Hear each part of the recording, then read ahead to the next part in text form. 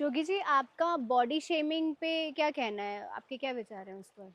Body shaming, जैसे कि अगर कोई किसी का रंग थोड़ा सा डार्क है तो हम बोलते हैं देखो काला आदमी। उसको हम रंग को लेकर हम उसके जो है कि तौहीन करते हैं। किसी का कद थोड़ा छोटा है तो हम कहते हैं कि देखो छोटा है, ठिंगना है, नाटा है। कोई बहुत ज़्यादा किसी बीमारी की वजह से दुबला पतला या बहुत मोटा है तो हम उसको क्रिटिसाइज करते हैं। हम बोलते हैं देखो कितना भद्दा सा है। हम किसी के चेहरे की एक अगर हमारे अनुसार तथा कथित कथित बनावट नहीं है तो फिर हम उसका मजाक उड़ा देते हैं, है ना। और हम इसको बहुत बुरा मानते हैं। हम समाज में बोलते देखो वो बॉडी शेमिंग कर रहा है, देखो वो किसी के रंग की देखो बातें कर रहा है और उसके रंग पे मजाक बना रहा है। तो हम इसको जो समाज में अपने आप को अच्छा मानते हैं जो लोग, वो लोग इसको बड़ा ही गलत और बुरा समझते हैं। आपने देखा होगा, है ना।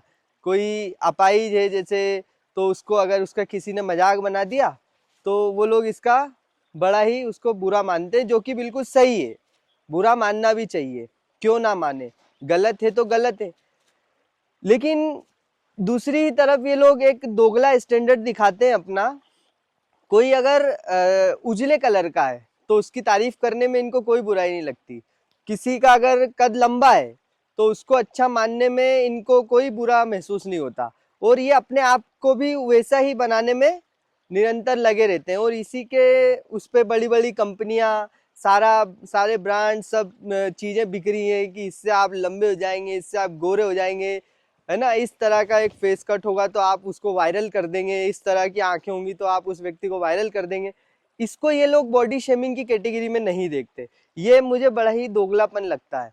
क्योंकि जब आप किसी को गोरा होने पर सम्मान देते हैं तो आपने ऑटोमेटिक, जिसका रंग थोड़ा सांवला है उसको ऑटोमेटिक आपने उसको अपमानित कर दिया। इसके लिए उसको बोलने की जरूरत नहीं है। उसके मन में ऑटोमेटिक आपने ख्याल भर दिया क्योंकि तुम सांवले हो इसलिए तुम ठीक नहीं हो कहीं ना कहीं। क्योंकि सम्मान उनको मिल रहा है जिनका रंग थोड़ा उजला है, सम्मान उनको मिल रहा है जिनका कद थोड़ा लंबा है। तो तुम छोटे हो, तो ये ऑटोमेटिक ये भी एक बॉडी शेमिंग है। और बॉडी शेमिंग ही है पूरी तरह से, और इसका भी उतने ही पुरजोर विरोध होना चाहिए। और ये आता है हमारी जो बॉडी सेंट्रिक, जो हमारी कॉन्शियसनेस जो हमारी बॉडी सेंट्रिक हो गई, वहां से ये चीज आ रही है। क्योंकि हम पूरी तरह अपने आप को बॉडी की तरह ही जानते हैं। इसके आगे हमने कभी ना जाना, ना सोचा, ना समझा, ना हमारी शिक्षा में ये चीज कभी आई। तो अगर हम बॉडी ही हैं तो क्यों ना बॉडी लंबी हो, क्यों ना बॉडी ऐसी हो जिसको समाज में तथाकथित सम्मान मिलता हो, क्यों ना उसका कलर वैसा हो। और हमारे लिए जो आइडियल फेस कट एक तय कर दिया है बॉलीवुड के द्वारा, है ना, क्यों ना वो वैसा हो, क्योंकि सब लोग तो उसी को सम्मान दे रहे हैं। तो आप जब तक बॉडी सेंट्रिक रहेंगे, देह केंद्रित रहेंगे, तब तक आप कैसे बॉडी शेमिंग से ऊपर उठ पाएंगे? संभव नहीं है ना।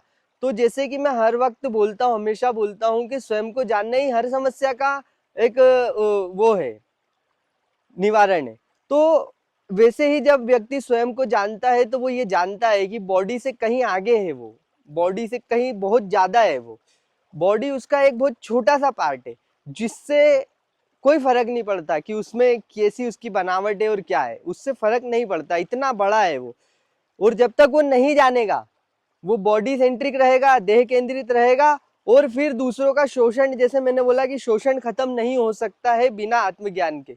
तो जब तक उसको अपना ज्ञान नहीं होगा तो वो शोषण भी करेगा। और आप ये तो मानते ही हैं कि जब हम किसी की बॉडी शेमिंग करते हैं तो ये एक तरह का मानसिक शोषण है हम जो उसके साथ कर रहे हैं। और मानसिक शोषण, शारीरिक शोषण कोई ज्यादा भिन्न बातें नहीं है। मानसिक शोषण ही आगे चल के शारीरिक शोषण बन जाता है। हमने देखा है कि बॉडी शेमिंग की वजह से कई लोग आत्महत्या कर लेते हैं, है ना। तो आपने उनका शारीरिक शोषण कर दिया ना।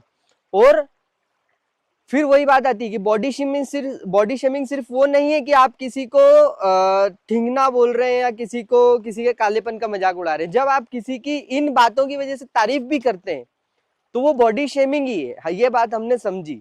तो जब तक हमें अपना ज्ञान नहीं होगा हम बॉडी शेमिंग जैसी चीजों से ऊपर नहीं उठ सकते। और हम तो ये तो जानते हैं कि कितनी भद्दी और कितनी नीच और कितनी खराब चीजें हैं ये।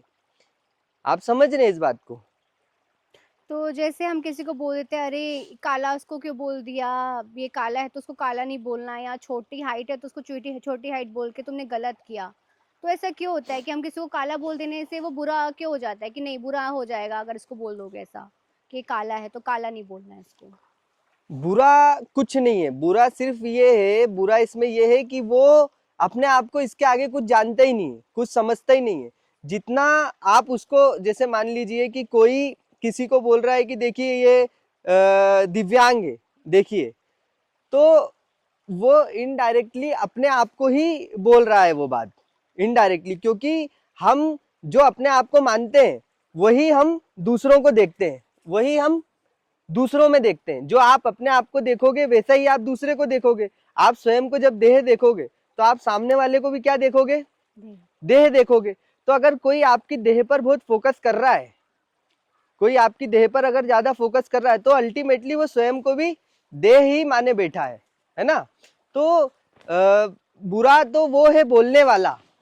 जैसे कि अष्टावक्र जी जब जनक की सभा में गए थे, तो अष्टावक्र जी जब जनक की सभा में गए तो जब उनके मजाक उड़ाया गया उनकी देह का, क्योंकि वो 8 जगह से टेढ़े थे, तो उन्होंने कहा कि मैंने तो सोचा था कि ज्ञानियों की सभा है, लेकिन यहाँ तो सब चर्मकार निकले जो चमड़ी से ऊपर देख ही नहीं पा रहे हैं।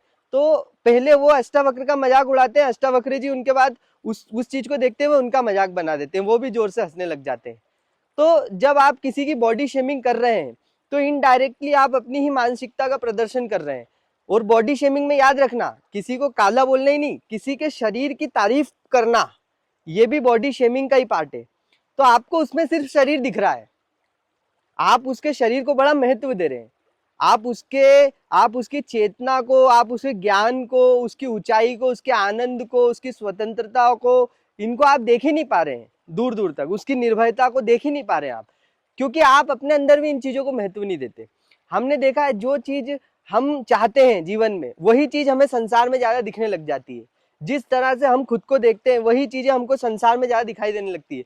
किसी को अगर लंबा होने का शौक है तो उसको ज्यादा लंबे लोग दिखेंगे संसार में, अरे ये लंबा है, ठीकने लोग दिखेंगे, उसको लोगों में यही दिखेगा, ये छोटा है ये लंबा है। जिसको बॉडी बनाना है उसको लोग ऐसे ही दिखेंगे, जो बॉडी बिल्डर है वो उस पर ज्यादा फोकस करने लग जाएगा। जिसको गोरा होना है उसको गोरे और काले लोग दिखेंगे, लंबे और छोटे नहीं दिखाई देंगे। तो हम जैसे खुद को देखते हैं, तो दिव्यांग मानसिकता का व्यक्ति ही किसी को दिव्यांग बोल सकता है ना।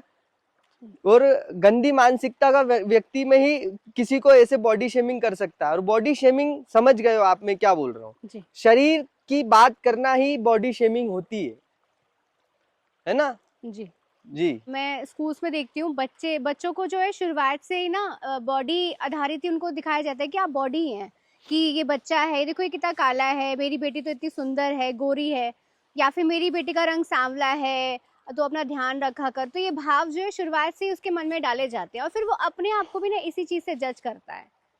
तो ये शुरुआत से ही समाज ऐसा करना शुरू कर देता है, फिर बाद में उसके लिए खतरनाक हो जाता है।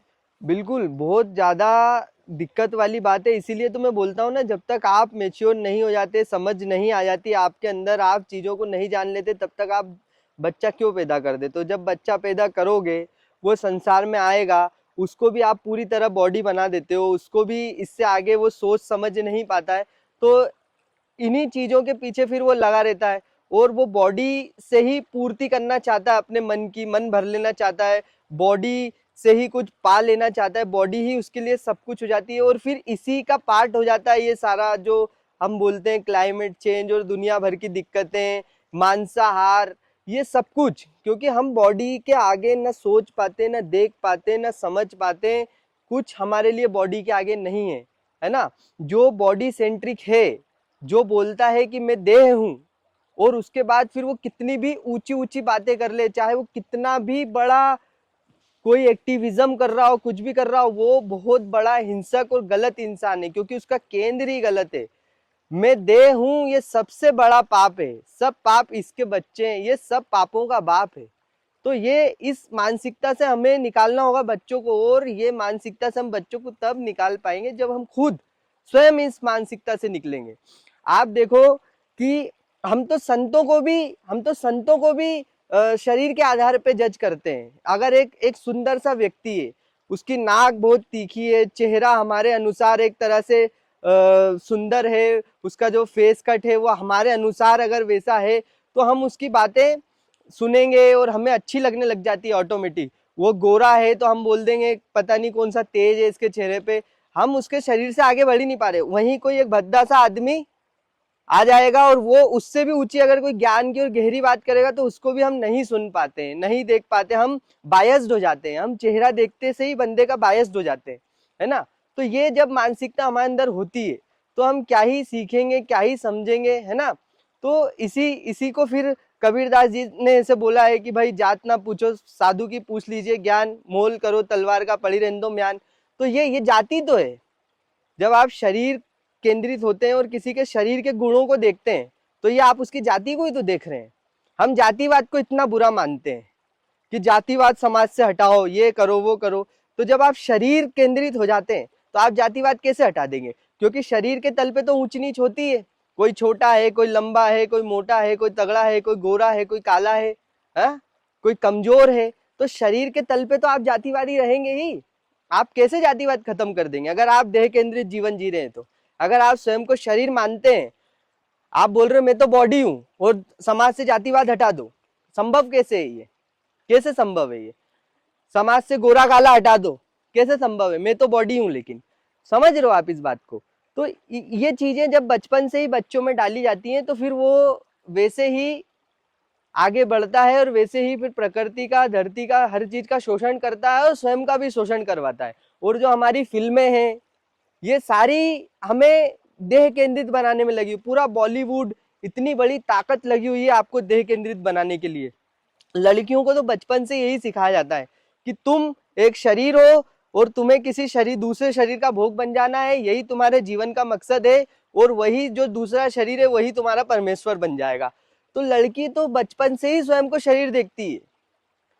वो इसलिए हमने देखा है कि महिलाएं अब धीरे धीरे धीरे कहीं ना कहीं महिलाओं को हमने अवसर देना शुरू करे हैं, वरना पहले के जमाने में हमने देखा है महिलाएं तो शुरुआत से ही दमित रही हैं, शोषित रही हैं। जितना तुम शरीर रहोगे उतना दमित, शोषित और डरे हुए रहोगे, उतना आपको फंसाया जाएगा, उतना डराया धमकाया जाएगा, उतना ही आपका शोषण होगा, है ना। और ये जो हम चेहरे की भी बात करते हैं, चेहरे मोहरे की जो हम बात करते हैं, जिसके हम उस बेस पे लोगों को सम्मान देना शुरू कर देते हैं। अभी हमने कुंभ में देखा कि ये साध्वी बड़ी सुंदर है, ये देखो वायरल हो गई है वो। एक तरह से आपने देखा होगा कि एक माला बेचने वाली लड़की आई, उसकी आंखें कुछ विशेष प्रकार की है तो पूरी दुनिया में वायरल हुआ जा रही है ना। हमने ये चीज देखी है ओलंपिक मेडलिस्ट के साथ देखी हमने ये चीज। एक सुंदर लड़की अगर एक मेडल लेके आती है तो वो देश की हीरोइन बन जाती है, वो लड़का देश का हीरो बन जाता है। लेकिन वहीं थोड़ा सा एक सामान्य शक्ल का बंदा अगर वही मेडल लेके आ जाए तो उसकी कोई पूछ परख नहीं होती है, बहुत कम, और बहुत वो किसी का क्रश नहीं बनेगा, है ना। तो अगर आपके क्रश इस आधार पे बनते हैं कि उसका चेहरा मोहरा कैसा है, तो बड़े ही शर्म की बात है और बड़े ही नीच मानसिकता के आप हो। और हम सभी हैं क्योंकि कंडीशनिंग ही वैसी की जा रही है। और यही मूल दिक्कत है, इसी को समझना बहुत जरूरी है। आप समझ रहे हो मेरी बात को? यहीं पर सारी दिक्कतें खड़ी हो जाती है, हम बायस्ड हो जाते हैं। और ये चीज भी जगह के अनुसार अलग होती है, देश के अनुसार अलग होती है, एरिया के हिसाब से अलग होती है। अब आप चाइना में जाओगे तो वहाँ छोटी आंखों वालों को सुंदर माना जाता है, हमारे भारत में बड़ी आंखों वालों को सुंदर माना जाता है। कुछ देश ऐसे हैं जहाँ पे पतली गर्दन और लंबी गर्दन हो उनको सुंदर माना जाता है। ये भी तो मापदंड, ये कैसी सुंदरता है? हम मुंह उठा के जल्दी से किसी को भी सुंदर बोल देते हैं कि ये देखो सुंदर है, ये कितना सुंदर है। ये जो सुंदरता है तुम्हारी, ये तो बड़ी ही सामाजिक है, ये तो बड़े ही समाज के उनसे आ रही है नियमों से। और जो समाज के नियम बन रहे हैं वो तो सब उनकी कंडीशनिंग से बन रहे हैं। अब उस देश में क्या किया जाता है, जहाँ पे पतली गर्दन वालों को बचपन से ही बच्चों को गले में कड़ा पहनाना शुरू कर दिया जाता है कि उसकी गर्दन जो है कि लंबी हो जाए। और छोटी गर्दन वालों को वहाँ बिल्कुल देखा भी नहीं जाता। आपका सलमान खान चीन चला जाए तो उसको इतना भद्दा और गंदा बोलेंगे कि आप बोलोगे। आप यहाँ पे उसको जो क्या बोलते वो हीरो जो है रॉकी, वो दाढ़ी वाला, वो वहां चला जाए उनके देश में, जो वो चिकने रहते हैं, BTS, वहां पे उसको कोरियन। गंदा एकदम कचरा बिनने वाला पता नहीं क्या क्या बोलेंगे, और वो है ना। तो ये हर जगह की एक वो होती है। तो आप किसी को मुंह उठा के जल्दी से सुंदर मत बोल दो। हाँ, वो आकर्षक हो सकता है, आकर्षक होगा वो, और आकर्षक सभी के लिए अलग अलग होती है चीजें, है ना। मक्खी के लिए टट्टी आकर्षक होती है, लेकिन इसका मतलब ये नहीं कि टट्टी सुंदर हो गई। तो ऐसे ही कोई लड़की आकर्षक है, इसका मतलब ये नहीं कि वो सुंदर हो गई। कोई लड़का आकर्षक है, इसका मतलब ये नहीं कि वो सुंदर हो गया। सुंदर सुंदर होता है, सुंदर सिर्फ शिव होते हैं। सत्यम शिवम सुंदरम, सत्य के लिए सुंदर शब्द का उपयोग किया गया है। और तुम इस सड़ी मानसिकता से तुम किसी को भी सुंदर बोल देते हो, और फिर तुम भी खुद को सुंदर बोल देते हो कभी कभी। सुंदर नहीं, आकर्षक कहो, है ना।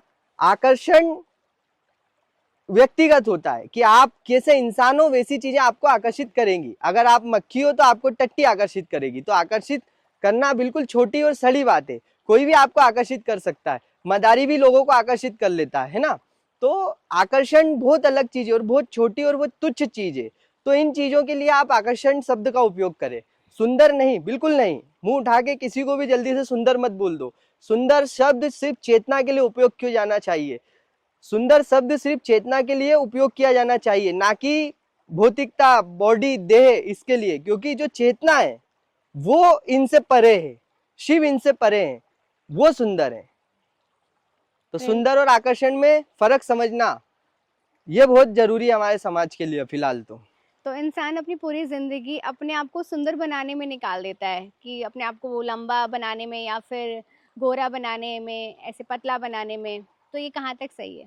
हाँ बिल्कुल ना। अब देखिए, जब आपको ये बता दिया गया कि आप सिर्फ बॉडी हो, तो आप उसी तल पे स्वयं को सुंदर बनाने में लगे रहोगे। और आपको बता दिया गया है कि ये सुंदरता के पैमाने हैं। जब आपको आपका अपना ज्ञान ही नहीं है कि आप हो क्या, तो आप फिर सुंदर बनाओगे किसको? सुंदर बनाना तो बहुत सुंदर बात है। हम अशांत पैदा होते हैं, शांत हो जाना है हमें। शांत जो हो गया वही सुंदर है, और जो अशांत है वही कुरूप है। तो भद्देपन से, कुरूपता से सुंदरता की ओर बढ़ना तो बहुत ही अच्छी बात है। लेकिन जब आपको बता दिया गया है कि आप बॉडी हो, तो आप बॉडी को ही सुंदर बनाने में लगे रहते हो। और बॉडी कभी सुंदर थोड़ी बन सकती है। शरीर कैसे सुंदर बनेगा? शरीर तो किसी का कितना भी सुंदर हो, वो करेगा तो टट्टी, कैसे सुंदर बन जाएगा? नाक से तो उसके मल ही निकलेगा, सुबह मुंह से तो बदबू ही आएगी, मूली खा के तो पा देगा ही, वो क्या सुंदर हो जाएगा वो? जो तुम बड़े बड़े जिनको सुंदर, जो तुम, इसीलिए लोगों का दिल दिल टूट जाता है कि उनको अगर पता चल जाए कि इतनी बड़ी इतनी सुंदर हीरोइन पाद मारती है, वो कभी ये सोच नहीं सकते। क्यों? क्योंकि पाद मारना सुंदरता का पैमाना नहीं है उनके लिए, है ना। वो तो सुंदरता नहीं है। और फिर वही शरीर जिसको तुम सुंदर बोल रहे हो, वो तो पाद भी मारता है, तो वो फिर सुंदर कैसे हुआ? तो ये सब चीजें सुन के उनका दिमाग खराब हो जाता है कि ये क्या बातें चल रही है, भागो यहाँ से। वो इस चीज को हजम नहीं कर पाते, है ना। आप देखो आपकी क्रश है कोई, या आपका कोई क्रश है बिल्कुल, है ना। आप गए हो उसको प्रपोज करने, और उसने पाद मार दी जोर से, और आप अपने मित्रों के साथ भी गए थे कुल मिला के। अब क्या आपको कैसा असहज हो जाओगे आप? अब बिल्कुल असहज हो जाओगे आप। और उसने भरी महफिल में ये भी नहीं कि धीरे से, जोर से धमाका कर दिया बिल्कुल। आप अगली बार उसको क्रश बोलने से पहले सोचोगे 10 बार, है ना। और आपका इसमें खूब मजाक बनाया जाएगा। ये हमारा समाज है। क्यों? वो तो सुंदर था, असुंदर कैसे हो गया? तो शरीर कभी सुंदर नहीं हो सकता। जिस शरीर को तुम सुंदर बनाने में लगो, कभी सुंदर नहीं हो सकता। जो सुंदर हो सकता है उसको तुम जानते नहीं हो। जो सुंदर है उसे तुमसे तुम्हारा कोई परिचय नहीं है, ना कभी करवाया गया। इसीलिए फिर तुम सदैव असंतुष्ट रहते हो। कोई भी संतुष्ट नहीं हुआ शरीर से। आप किसी से भी जाके पूछो, क्या तुम शरीर से पूरी तरह संतुष्ट हो? संतुष्ट हो? अभी और सुंदर बनना है? वो बोलेगा हाँ, अभी तो ये ठीक करना है, अभी तो वो ठीक करना है। कुछ लोग नाक कटवा रहे हैं, नाकों की सर्जरी, कानों की सर्जरी करा रहे हैं, होठों की सर्जरी करा रहे हैं। कभी उसका अंत नहीं है, कोई अंत नहीं है। और फिर इस्लाम में तो शरीर की सुंदरता के लिए ये बोला गया है कि जो तुम्हें जो परियां मिलेंगी, हूरें मिलेंगी, जो जो जन्नत में, वो टट्टी नहीं करती, वो पाद नहीं मारती, वो पेशाब नहीं करती हैं, वो ऐसी ऐसी बातें लिखी हुई है। बताओ, आप सोचो। तो आप देख रहे हो ये किस स्तर की मानसिकता, ये देह कहाँ ले जाएगी आपको? देह को सुंदर बनाना आपको कहाँ ले जा रहा है? इससे ही बचना है। जो वास्तविकता में सुंदर है उसे जानो, वो हो तुम, देह नहीं हो तुम। और अगर देह हो तुम तो कुरूप, भद्दे, घिनौने ही रहोगे जीवन भर। और अपना घिनौनापन ही फैलाओगे संसार में। जब तुम उसके शरीर के आधार पे उसे सुंदर मान रहे हो तो उसके शरीर को पूरा स्वीकार करो ना, पूरा स्वीकार करो। वो पोटी भी करती है, वो हर तरह की, वो उसके कांख से बदबू आती है, अगर वो 2 दिन ना नहाए, उसको तुम पूरा स्वीकार करो।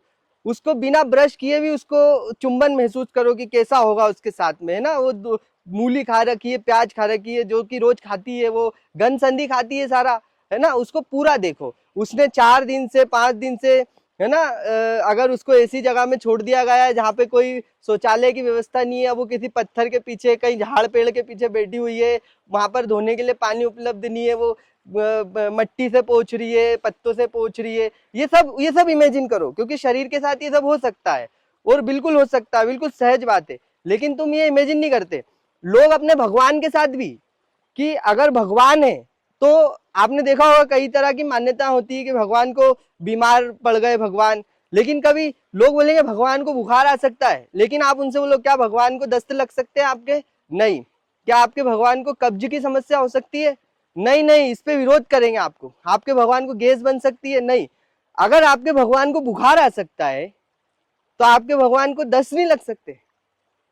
तो ये सब बातें आप देख रहे हो, व्यक्ति कितना बायस्ड होता है, कितना ज्यादा दोगला होता है। शरीर की सुंदरता या तो तुम पूरी तरह से शरीर को एक्सेप्ट करो, कर ही नहीं पाओगे, शरीर इतनी गंदी चीज है ना।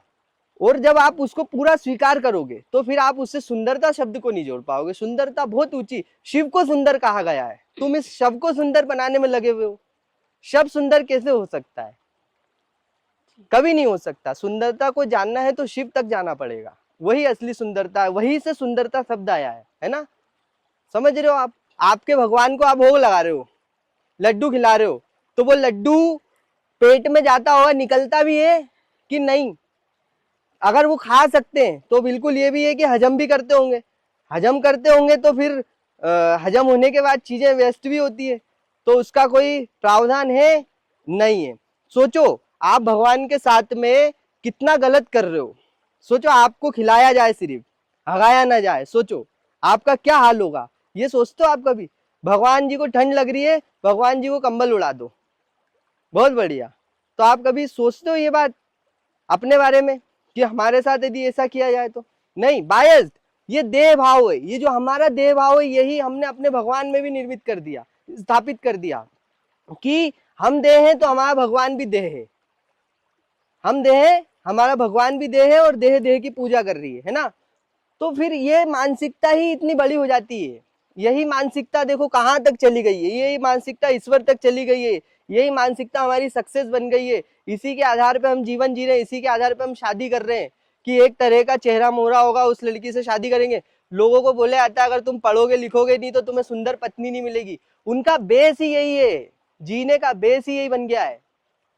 ये बात धर्म में घुस गई है, धर्म में घुस गई है। जो सुंदर शिव थे वो हट चुके हैं, दूसरे शिव आ चुके हैं उनकी जगह पे। आप समझ रहे हो? तो ये हमने किया है, और यही सबसे बड़ा दुख है। इसी को मिटाना, इसी को हटाना है। और ये बड़ी चोटिल करने वाली बातें हैं, और इन बातों पे किसी की मोब लिंचिंग हो सकती है, लेकिन जो नहीं डरता वो नहीं डरता। सच है तो बोलेंगे, और इस पर डिबेट करने के लिए हमेशा तत्पर है, तैयार है। कुंभ चल रहा है, हम तो बोल रहे हैं इतने सारे साधु संत महात्मा ईश्वर पूजक और दुनिया भर के वहां पे हर तरह के ज्ञानी आए हुए हैं। हम उनसे इस बात पे चर्चा करने के लिए हमेशा तत्पर और तैयार खड़े हैं। अगर हम अपनी बात से पलट जाएं, गलत हो, तो बिल्कुल हमें आप जो दंड देंगे वो हमें स्वीकार है। जी।